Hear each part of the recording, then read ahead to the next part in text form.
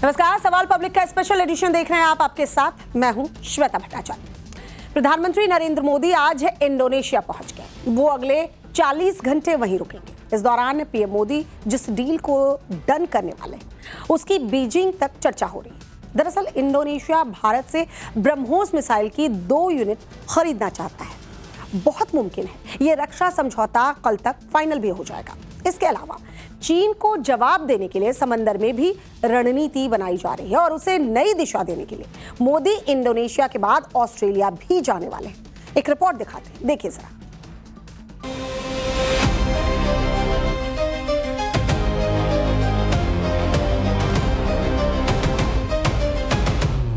Excitement is at the sky. और आप देखिए जब मोदी जी एंटर होंगे तो मोदी मोदी के नारों से जो गूंजेगा स्टेडियम, तो वहाँ से आपको पूरा जोश समझ आएगा कि क्या एक्साइटमेंट लगेगा।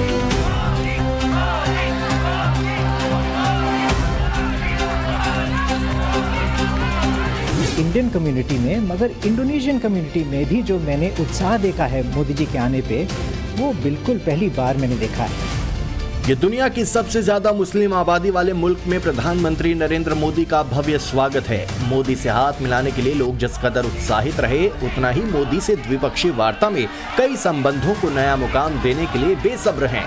इंडोनेशियाई राष्ट्रपति बतौर प्रधानमंत्री चौथी बार इंडोनेशिया पहुंचे मोदी के 2 दिन इसलिए अहम हैं क्योंकि इंडो पैसिफिक में सहयोग के जरिए चीन के दबदबे को संतुलित करना है, निवेश सेक्टर में व्यापारिक समझौतों की पेचीदगियों को सुलझाना है, साइंस टेक्नोलॉजी और कनेक्टिविटी पर सहमति बनानी है और ब्रह्मोस मिसाइल की डील पर मुहर लगाना है। कयास है कि इंडोनेशिया के राष्ट्रपति सुबियांतो के साथ द्विपक्षीय बैठक में करीब 2500 करोड़ की डील फाइनल हो सकती है। ऐसा होने पर फिलीपींस और वियतनाम के बाद इंडोनेशिया तीसरा देश बन जाएगा जिसे मेक इन इंडिया ब्रह्मोस निर्यात की जाएगी। ब्रह्मोस की बदौलत इंडोनेशिया दक्षिण चीन सागर में अपनी नौसेना की तटीय सुरक्षा और पलटवार करने की क्षमता को आधुनिक बनाना चाहता है, तो वहीं हिंदुस्तान अपने रक्षा उत्पादों को नई दिशा देगा। इंडोनेशिया ने भारत से मार्च महीने में ब्रह्मोस मिसाइल मांगी थी, मगर जिस तरह से दुनिया भर में ब्रह्मोस मिसाइल की डिमांड बढ़ रही है, उसके बाद इंडोनेशिया चाहता है कि उसे दूसरे ब्रह्मोस मिसाइल बैटरी भी हाथों हाथ मिल जाए। हालांकि इसके लिए उसने क्रेडिट लाइन मांगा है, यानी कि आसान शर्तों पर कर्ज की मांग की है। भारत भी काफ़ी हद तक इसमें दिलचस्पी दिखा रहा है क्योंकि इस सूरत में स्ट्रेटेजिक रूप से जो एशिया के कई सेंसिटिव इलाके हैं वहाँ और वहाँ के आसपास ब्रह्मोस की एक चेन तैयार हो जाएगी। कभी चीन को व्यापार के लिए खुला माहौल देने वाला इंडोनेशिया आज चीन की नीतियों से परेशान है। हालांकि ड्रैगन के आर्थिक प्रभुत्व और भारी निवेश के आगे इंडोनेशिया बहुत कुछ कह बोल नहीं पाता था। अब भारत के रूप में अहम पार्टनर मिल रहा है, तो इंडोनेशिया के मौजूदा राष्ट्रपति ने अपनी रणनीति में बीते कुछ टाइम से बदलाव किया है। इसी के तहत सुमात्रा द्वीप के पास साबांग पोर्ट को लेकर भारत और इंडोनेशिया के बीच नई स्क्रिप्ट लिखी जा रही है। हो सकता है उसे लेकर भी कुछ बड़ा फैसला लिया जाए। यही वो जगह है जहां से मलक्का स्ट्रेट शुरू होता है। जिस मलक्का के मुहाने पर इंडोनेशिया की मौजूदगी है, वहां से चीन के ज्यादातर समुद्री जहाज गुजरते हैं। भविष्य में अगर चीन के साथ संबंध पटरी से उतरते हैं तो नकेल कसना आसान हो जाएगा। हिंद महासागर में चीनी युद्धपोतों की निगरानी का काम मिलकर कर सकेंगे और फिर दोनों तरफ से रास्ता ब्लॉक कर चीन की सप्लाई चेन रोकने में मदद मिलेगी। मलक्का, सुंडा और लोम्बोक ये तीनों जगह चीन के लिए चौक पॉइंट की तरह है, जिसमें मलक्का काफी अहम है। इसी मलक्का स्ट्रेट के बहुत पास पड़ता है भारत का निकोबार प्रोजेक्ट, जिसके लिए अंडमान एंड निकोबार कमांड का गठन किया गया। पानी में चीन की आग को ठंडा करने के लिए मोदी जिस तरह निकोबार प्रोजेक्ट को डेवलप करने में लगे हैं, वो संकेत दे रहा है कि दक्षिण चीन सागर में वर्चस्ववादी सोच को काबू किया जा सकेगा। ड्रैगन के विस्तारवादी मोनोपोली पर लगाम लगाने के लिए ही मोदी ने इंडोनेशिया को इसलिए भी करीब लाने की कोशिशें की हैं क्योंकि ईवी बैटरी बनाने वाले निकल यानी बेहद खास रेयर अर्थ मटेरियल के प्रोडक्शन में इंडोनेशिया टॉप पर है। इंडोनेशिया की इकोनॉमी जो है मेनली वो रिसोर्सेज और कमोडिटी बेस्ड है। इनके पास नेचुरल रिसोर्सेज काफ़ी ज़्यादा है, तो आप देखेंगे हर तरह का है। मतलब निकल तो वर्ल्ड का सबसे बड़ा है, गोल्ड भी 4th बिगेस्ट है, कोल में भी है और काफ़ी है। हालांकि अगर हम कंपेयर करते हैं तो अभी भी हमारा पेनिट्रेशन चाइना से बहुत कम है। तो मैं तो चाहूँगा कि इंडिया का पार्टिसिपेशन और ज़्यादा बढ़े। बहुत सारे सेक्टर्स में दोनों काफ़ी उत्साहित है और लुकिंग फॉरवर्ड है फॉर मोर अपॉर्चुनिटीज़, जैसे कि कई जगह सिनर्जी पॉसिबल है, जैसे कि डिफेंस, इंफ्रास्ट्रक्चर, एआई और मैन्युफैक्चरिंग। नेचुरल रिसोर्सेज में तो दोनों कंट्री काफ़ी कुछ बड़ा व्यापार कर ही रही है, बट आने वाले 10 साल मुझे लगता है कि बहुत सारे नए सेक्टर्स नई अपॉर्चुनिटीज़ को लेके आएंगे, इसमें बहुत कुछ होना बाकी है। प्रधानमंत्री मोदी इंडोनेशिया में सांस्कृतिक विरासत के चैप्टर को भी नई दिशा देंगे जब जकार्ता से 400 किलोमीटर दूर प्रम्बानन मंदिर में जाएंगे। 10वीं सदी के इस विश्व धरोहर के जीर्णोद्धार का जिम्मा भारत के कंधों पर है, इसलिए मैसेज दिया जाएगा कि कैसे मुस्लिम आबादी के बीच भी सदियों पुरानी सभ्यता को सहेज कर रखा गया है। गौर करने वाली बात यह है कि इंडोनेशिया में 10,000 से ज्यादा हिंदू मंदिर हैं। यहाँ की मुद्रा पर भगवान गणेश की तस्वीर छप चुकी है और रामलीला का मंचन भी पूरे साल किया जाता है। मोदी का ये दौरा इसी सामरिक और सांस्कृतिक संबंधों को नया आयाम देगा। Indonesia is an important partner. We already have some $23 billion of bilateral trade with Indonesia. We source a lot of our natural resources from Indonesia. This is, under President Prabowo, we have the possibility of being involved in large-scale economic projects, and I think that's an important opening that we could have. प्रधानमंत्री मोदी मंगलवार तक Indonesia में रुकेंगे, उसके बाद 3 दिनों के लिए ऑस्ट्रेलिया का रुख करेंगे। भारत की एक्ट ईस्ट पॉलिसी, महासागर विजन और मुक्त इंडो पैसिफिक के प्रति हमारे नजरिए को इसके जरिए मजबूती दी जाएगी। प्रधानमंत्री नरेंद्र मोदी जब ऑस्ट्रेलिया के पीएम एंथनी अल्बनीज के साथ चर्चा करेंगे तो फोकस इसी बात पर होगा कि कैसे समंदर और व्यापार में एक दूसरे के प्रति भागीदारी बढ़ाई जाए, क्योंकि ड्रैगन को टेंशन देते हुए ऑस्ट्रेलिया इंडो पैसिफिक रीजन में फ्रिगेट्स तैनात करने का ऐलान कर चुका है और भारत के साथ मिलकर अपने पूर्व में मौजूद फिजी में बंदरगाह बनाने का ऐलान कर चुका है। चर्चा है कि भारत और ऑस्ट्रेलिया के बीच ट्रेड, इन्वेस्टमेंट, एजुकेशन और मोबिलिटी के अलावा सिक्योरिटी के क्षेत्र में सहयोग बढ़ाया जाएगा और बीते कुछ सालों से ठंडे पड़े यूरेनियम सप्लाई को लेकर सकारात्मक पहल होगी। दोनों देशों के बीच जिस तरह की सरगर्मी क्वाड के बहाने दिखाई दी है, वो आर्थिक साझेदारी को भी नए मुकाम दिला सकती है। हालांकि मेलबर्न में होने वाले मोदी के प्रोग्राम को लेकर जिस तरह की धमकियां दी गई हैं, उसने ऑस्ट्रेलिया की सुरक्षा एजेंसियों को सतर्क कर दिया है। मोदी के 3 देशों के दौरे का आखिरी पड़ाव होगा न्यूजीलैंड। मोदी 10 और 11 जुलाई को न्यूजीलैंड के ऑकलैंड में होंगे। 40 साल में किसी प्रधानमंत्री का ये दौरा बीजिंग में बैठे चीनी हुक्मरानों की नींद उड़ा रहा है। वजह है भारत और न्यूजीलैंड के बीच मैरीटाइम सुरक्षा और खुफिया जानकारी साझा करने के मोर्चे पर सुदृढ़ होती बातचीत। बहुत मुमकिन है क्रिकेट डिप्लोमेसी के बाद ट्रेड में भी भारत और न्यूजीलैंड के साथ रिश्ते नई ऊंचाइयों को छू सकते हैं, क्योंकि फ्री ट्रेड एग्रीमेंट की संभावनाओं को मोदी इस बार बेहद करीब से देख रहे हैं। Bureau report, times now Bharat. Ram मंदिर ट्रस्ट से महासचिव चंपत राय और सदस्य अनिल मिश्रा की छुट्टी कर दी गई है। दोनों का इस्तीफा हो चुका है। राम मंदिर ट्रस्ट की करीब 3 घंटे चली बैठक के बाद महासचिव पद से चंपत राय और अनिल मिश्रा की छुट्टी कर दी गई। इसके साथ ही गोपाल राव को ट्रस्ट से बाहर कर दिया गया है। फिलहाल कृष्ण मोहन को ट्रस्ट की जिम्मेदारी सौंपी गई है। कृष्ण मोहन को अंतरिम महामंत्री बनाया गया है। चंपत राय का काम कृष्ण मोहन अब संभालेंगे। बैठक के बारे में पूरी जानकारी ट्रस्ट के कोषाध्यक्ष गोविंद देवगिरी ने दी है। आरंभ से लेकर जब यहाँ पर इस प्रकार की कोई हलचल भी नहीं थी, तब से लेकर के आज तक का कार्य उन्होंने किया है। उनके सारे कार्य का सम्मान करते हुए और फिर भी उन्होंने जो उदारता दिखाई है इस परिस्थिति में, उसका सम्मान करते हुए हम लोगों ने उसको स्वीकार किया है। अगली व्यवस्थाओं के लिए हम लोग कटिबद्ध हैं और इन व्यवस्थाओं का दायित्व महामंत्री, अंतरिम महामंत्री के रूप में मेरे साथ विराजमान श्रीमान कृष्ण मोहन जी को सौंपा गया है। वे अपने साथ कुछ साथियों को स्वयं चुन करके और उनके साथ मिलकर के इस काम का निष्पादन करेंगे। 73 साल के कृष्ण मोहन को श्री राम जन्मभूमि तीर्थ क्षेत्र ट्रस्ट ने पिछले साल ही ट्रस्ट का मेंबर बनाया था। दान चोरी को लेकर कृष्ण मोहन की दर्ज कराई गई एफआईआर पर 8 आरोपी गिरफ्तार भी कर लिए गए। अंतरिम महामंत्री बनाए जाने के बाद कृष्ण मोहन ने अपनी बात रखी। उन्होंने क्या कुछ कहा, जरा सुनिए। इस प्रकरण में जो हुआ है उससे हम सभी आहत हैं, सभी को कष्ट हुआ है, राम भक्तों को कष्ट हुआ है। अब इस में कहीं न कहीं प्रबंधन और संचालन में कुछ कमियां रह गई थी, जिसका फ़ायदा लोगों ने उठाया। तो मेरा ये पहला प्रयत्न होगा कि वो जितनी त्रुटियां कहीं जहाँ कहीं भी लूप होल्स हैं, कहीं भी कहीं छूटा हुआ है, उसको सबसे पहले बंद करना। इस प्रकार की पुनरावृत्ति न हो भविष्य में, इसका मैं पूरा प्रयत्न करूंगा। ट्रस्ट की आज हुई बैठक के बाद चंपत राय का इस्तीफा तो मान लिया गया, वो मान्य हो चुका, मगर उन्हें क्लीन चिट भी दे दी गई। ट्रस्ट के कोषाध्यक्ष गोविंद देवगिरी ने चंपत राय को पाक साफ बताया है, जरा सुनिए। मैं चंपत राय जी के बारे में बोल सकता हूं।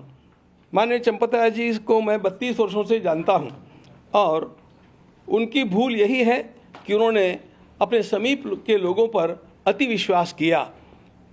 उनका चरित्र, उनका जीवन, उनका त्याग, उनकी तपस्या, राम जन्मभूमि का आंदोलन कभी कोई नहीं जानता था, तब से यहाँ पर बैठ करके उन्होंने इस काम को गति दी है।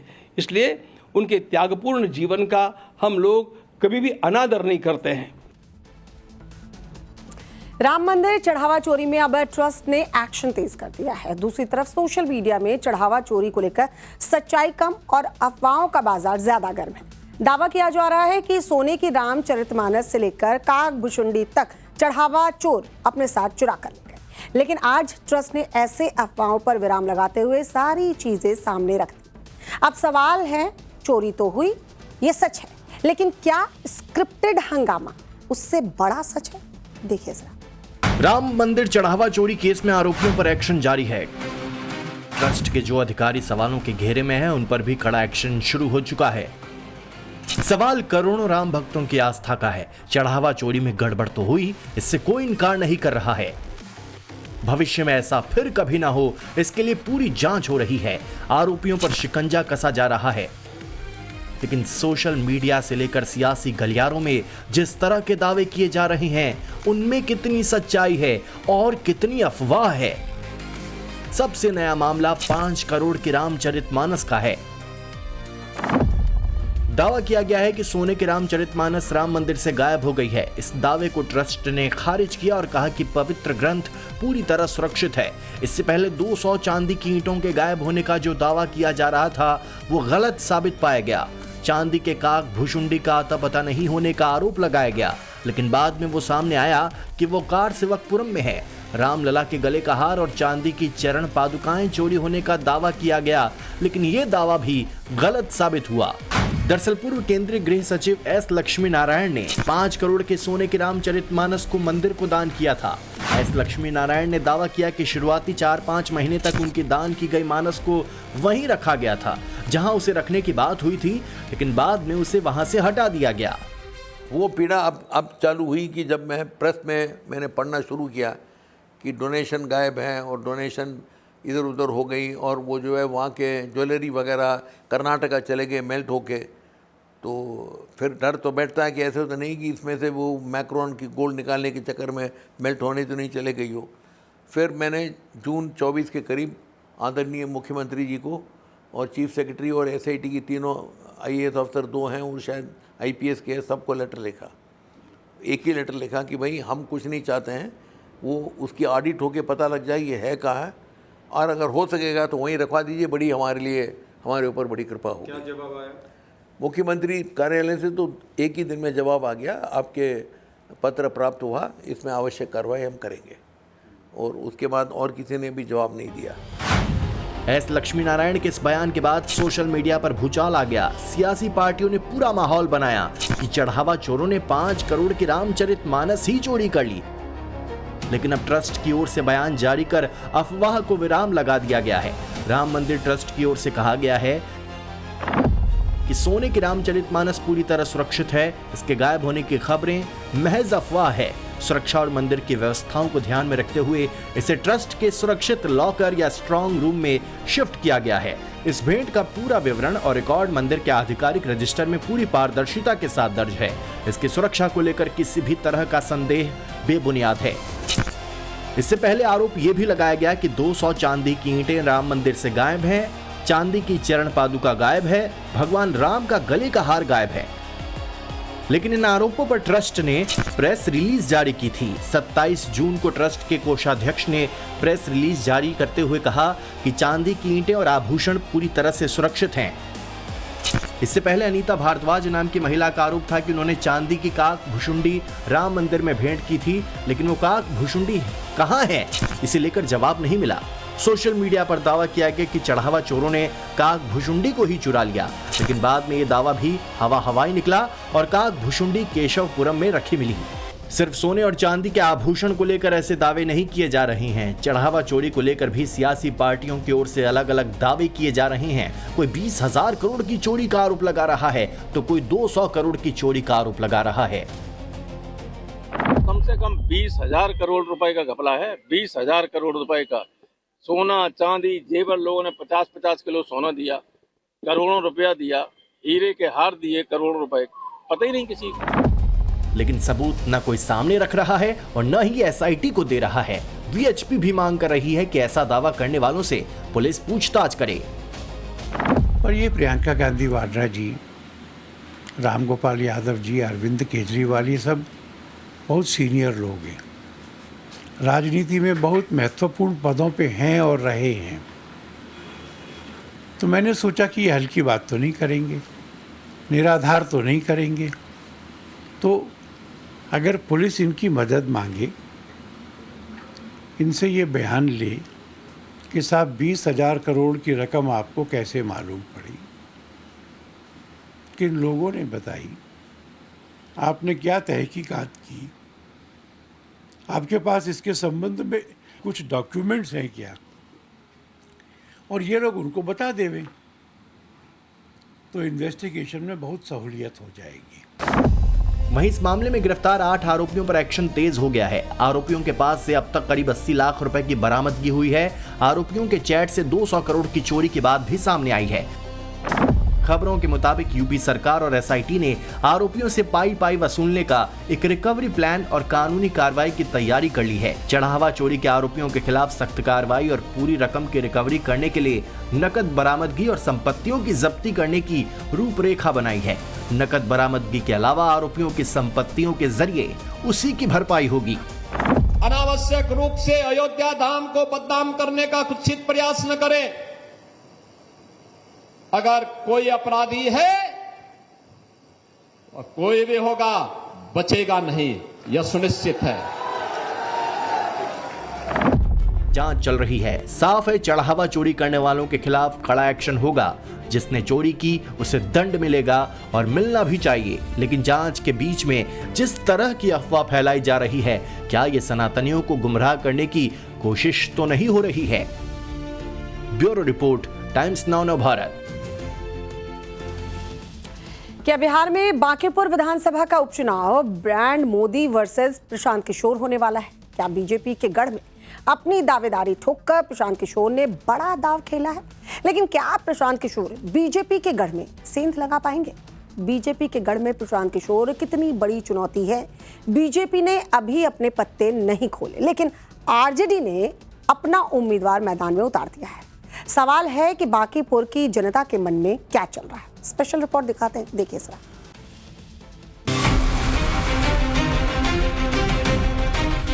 ये बिहार में एक नई राजनीतिक शुरुआत करने का चुनाव है। अच्छा हो या खराब हो, ये निर्णय मुझे नहीं करना है, बांकीपुर की जनता को करना है। पर इन चुनावों को सम्राट चौधरी के चाल चरित्र चेहरा इस सरकार के नीतियों पर जनमत संग्रह के तौर पर देखा जाना चाहिए।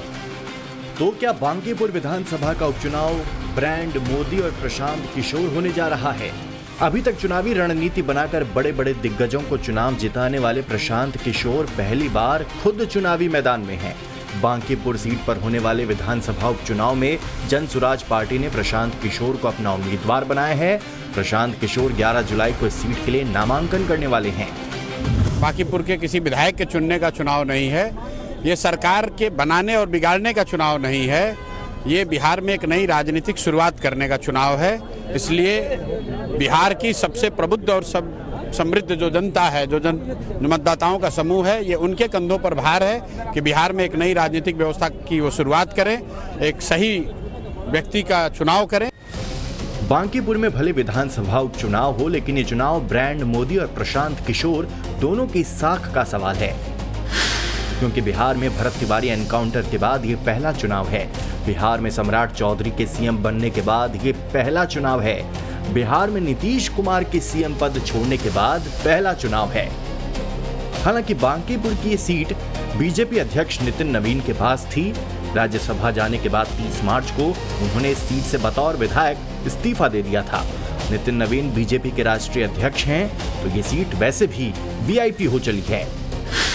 नवंबर 2025 में हुए विधानसभा चुनाव में जन स्वराज 243 में से 238 सीटों पर चुनाव लड़ी, लेकिन कोई सीट नहीं जीत पाई। वोट परसेंटेज भी सिर्फ 3.4% था। तब प्रशांत किशोर खुद चुनाव नहीं लड़े थे, लेकिन अब उपचुनाव में वो मैदान में है और शायद उन्होंने अपने पहले इम्तिहान के लिए सबसे मुश्किल सीट का चयन किया है। मुश्किल इसलिए क्योंकि पटना साहिब लोकसभा क्षेत्र में आने वाली बांकीपुर विधानसभा सीट बीजेपी का गढ़ है। मैंने अपने लिए डिफिकल्ट सीट खोजी है, इसलिए खोजा है कि अगर यहाँ से परिवर्तन होगा तो पूरे बिहार में ये विश्वास जाएगा कि नहीं, परिवर्तन हो सकता है, बदलाव हो सकता है। 2006 में पहली बार नितिन नवीन यहां से जीतकर विधायक बने थे। तब ये सीट पटना वेस्ट के नाम से जानी जाती थी। 2008 में परिसीमन के बाद इसका नाम बांकीपुर सीट हो गया। फिर नितिन नवीन यहां से कभी नहीं हारे। वे लगातार 5 बार इस सीट से विधायक रहे। इसके पहले उनके पिता नवीन किशोर प्रसाद सिन्हा पटना वेस्ट सीट से 4 बार विधायकी का चुनाव जीते थे। यानी ये सीट न सिर्फ बीजेपी का गढ़ रही है, बल्कि दशकों से नितिन नवीन के परिवार के पास ही रही है। पिछले विधानसभा चुनाव में नितिन नवीन 51,000 से ज्यादा वोटों से यहां जीते थे। उन्होंने 63% वोट हासिल किए थे। हालांकि उपचुनाव में बीजेपी का उम्मीदवार कौन होगा, यह भी साफ नहीं है। हालांकि बीजेपी और एनडीए को विश्वास है कि नितिन नवीन को राष्ट्रीय अध्यक्ष बनने का आभार बांकीपुर की जनता प्रचंड जीत के साथ देगी। प्रचंड बहुमत से बांकीपुर के नागरिक भारतीय जनता पार्टी के केंद्रीय नेतृत्व के प्रति आभार प्रकट करने वाले हैं। लोकतंत्र में चुनाव में किसी को भी कहीं से खड़ा होने का अधिकार है और जनता मालिक होती है वोट के समय में।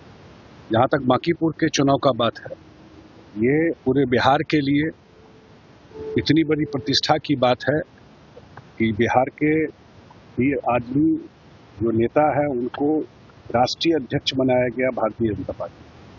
शायद पहला वो व्यक्ति है जो जिनकी सरकार है दिल्ली में, उस पार्टी के राष्ट्रीय अध्यक्ष बने। इस चुनाव के लिए आरजेडी ने रेखा गुप्ता को अपना उम्मीदवार बनाया है, तो लालू के बेटे और पूर्व मंत्री तेज प्रताप यादव ने अपनी पार्टी जनशक्ति जनता दल की तरफ से इस सीट के लिए सामाजिक कार्यकर्ता वीणा मानवी को उतारा है। 30 जुलाई को होने वाले इस उपचुनाव में जीत हार के कई अर्थ निकाले जाएंगे। प्रशांत किशोर सम्राट चौधरी पर पहले से हमलावर हैं। बांकीपुर चुनाव में ताल ठोकते ही प्रशांत किशोर इस चुनाव को सम्राट चौधरी के चाल चरित्र और सरकार की नीतियों के जनमत संग्रह का चुनाव बता रहे हैं। पिछले 4-5 महीनों में जो जनता ने देखा है, बांकीपुर की जनता के पास अवसर है इस पर वोट देने का, और इन सब पर यह जनमत संग्रह है। अगर बांकीपुर भाजपा हारती है तो कहीं न कहीं ये मानना होगा कि भाजपा ने जिसको नेतृत्व दिया है, जिनको चेहरा बनाया है, उनकी जो नीति है, उनका जो चेहरा है, उनका जो चरित्र है, उस पर जनता का विश्वास नहीं है। अच्छा हो या खराब हो, ये निर्णय मुझे नहीं करना है, बांकीपुर की जनता को करना है। और मेरा अपील बस इतना ही है कि बांकीपुर में जो सबसे बेहतर उम्मीदवार हो वो आप उसको वोट दीजिए। मैं बेहतर हूँ कि नहीं हूँ, ये जनता को तय करना है। बांकीपुर पटना के शहरी इलाके में है और कायस्थ वोट बैंक यहाँ प्रभावशाली है। व्यापारी समुदाय इस सीट पर अपनी पकड़ रखता है।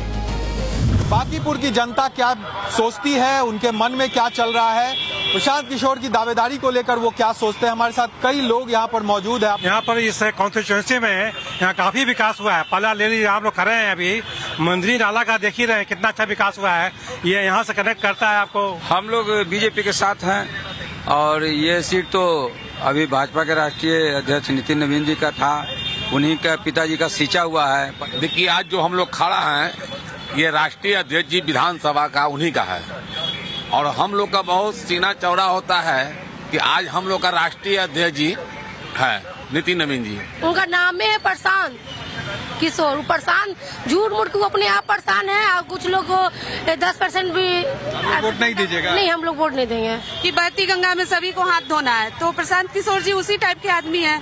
अभी तमिलनाडु में देखिए कम्युनिस्ट की सरकार बनवा के आ रहे हैं, तो वहाँ से पैसा लाए यहाँ खर्च कर रहे हैं, फिर यहाँ से हारेंगे फिर कहीं जाएंगे, वो तो धंधेबाज है। बांकीपुर का चुनाव अगर बीजेपी जीतेगी तो वो अपना गढ़ बचाने के साथ सम्राट चौधरी सरकार की नीतियों पर मुहर लगेगी, और अगर प्रशांत किशोर उपचुनाव जीत गए तो उनकी पार्टी जन स्वराज को बिहार की राजनीति में एक बड़ा प्लेयर माना जाने लगेगा। वहीं नितिन नवीन के बीजेपी राष्ट्रीय अध्यक्ष बनने के तुरंत बाद उनकी घरेलू सीट हारना पार्टी के लिए बड़ी किरकिरी बन सकती है, और प्रशांत किशोर चुनाव हारते हैं तो उनके राजनीतिक भविष्य पर बड़ा प्रश्न चिन्ह भी लग सकता है। ऐसे में इस चुनाव में बीजेपी और प्रशांत किशोर दोनों के स्टेक बहुत बड़े हैं। अब बांकीपुर की जनता किसे अपना नेता चुनती है, इसका फैसला 3 अगस्त को चुनाव नतीजे आने के बाद ही साफ हो पाएगा। ब्यूरो रिपोर्ट, टाइम्स नाउ नव भारत। क्या पीओजे के पाकिस्तान के कब्जे से मुक्त होने का वक्त करीब आ चुका है? क्या 48 घंटे बाद पाकिस्तान में वही होने वाला है जो 1971 में हुआ था? पीओजे के में पाकिस्तान के खिलाफ गुस्से की आग बेहद सीरियस मोड़ पर पहुंच चुकी है। सरेआम पाकिस्तान की फौज और आर्मी चीफ आसिम मुनीर को चुनौती दी जा रही है। संयुक्त आवामी एक्शन कमेटी ने पीओजे के को लेकर फाइनल फैसले के लिए पाकिस्तान को 9 जुलाई तक का अल्टीमेटम दे दिया है। एक्सक्लूसिव रिपोर्ट देखिए सर। नारों का शोर है, बगावत का जोर है, हर ओर है, और यकीन मानिए ये सिर्फ नारे नहीं हैं, पीओके से पाकिस्तान के हर पाप के खात्मे की मुनादी है।